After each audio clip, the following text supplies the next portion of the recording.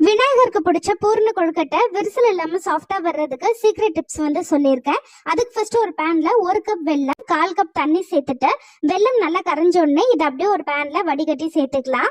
இது கூடவே துருவுன 1 கப் தேங்காய், 1/2 ஸ்பூன் ஏலக்காய் தூள், 2 ஸ்பூன் நெய் சேர்த்துட்டு ஒரு 3 நிமிஷம் குக் பண்ணும்போது இந்த அளவுக்கு நல்லா திக்காயிடும். இப்போ அடுப்பு ஆஃப் பண்ணிட்டு தண்ணி எடுத்து வச்சிருங்க. அடுத்து மேல் மாவு ரெடி பண்ணணும். அதுக்கு ஒரு பேன்ல 1 கப் பச்சரிசி சேர்த்துட்டு 2 நிமிஷம் மட்டும் லைட்டா வறுத்துட்டு தண்ணி ஒரு பிளேட்டுக்கு மாத்திருங்க. அதே பேன்ல 1/2 கப் தண்ணி, 1/2 டீஸ்பூன் உப்பு, 1 ஸ்பூன் நெய் சேர்த்துட்டு தண்ணி நல்லா கொதிச்சு வரட்டும்.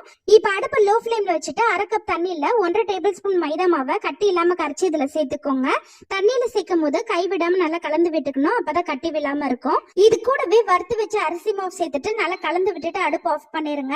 அந்த பேன்ல இருக்கிற சூட்லயே மாவு நல்லா வெந்துரும். லைட்டா ஆறுனதுக்கு அப்புறம் கை வச்சு நல்லா மிக்ஸ் பண்ணி விட்டுக்கலாம். இப்ப மாவு ரெடி ஆயிடுச்சு. தேவையான அளவு மாவு எடுத்துட்டு வாழையில இந்த மாதிரி தட்டி எடுத்துக்கோங்க. இதுலயே நம்ம ரெடி பண்ண பூரணத்தை சேர்த்துட்டு நான் வீடியோல காட்டுற மாதிரி 2 சைடும் நல்லா ஒட்டுற மாதிரி மடிச்சு எடுத்துக்கோங்க. இதே மாதிரி மிச்சம் இருக்கிற மாவுல ரெடி பண்ணி எடுத்துக்கலாம். அடுத்து ஒரு இட்லி பாத்திரம் அப்படி இல்லைன்னா ஸ்டீமர் பிளேட்ல நம்ம ரெடி பண்ண கொழுக்கட்டையெல்லாம் சேர்த்துட்டு மீடியம் ஃபிளேம்ல ஒரு 7 நிமிஷம் வெந்ததுக்கு அப்புறம் அடுப்பு ஆஃப் பண்ணிருங்க. லைட்டா சூடு ஆறுனதுக்கு அப்புறம் பிளேட்டுக்கு மாத்திக்கோங்க. நம்ம மைதா மாவு சேர்க்கும் போது கொஞ்சம் கூட விரிசல் இல்லாம பெர்ஃபெக்டான கொழுக்கட்டை கிடைக்கும். கண்டிப்பா ட்ரை பண்ணி பாருங்க.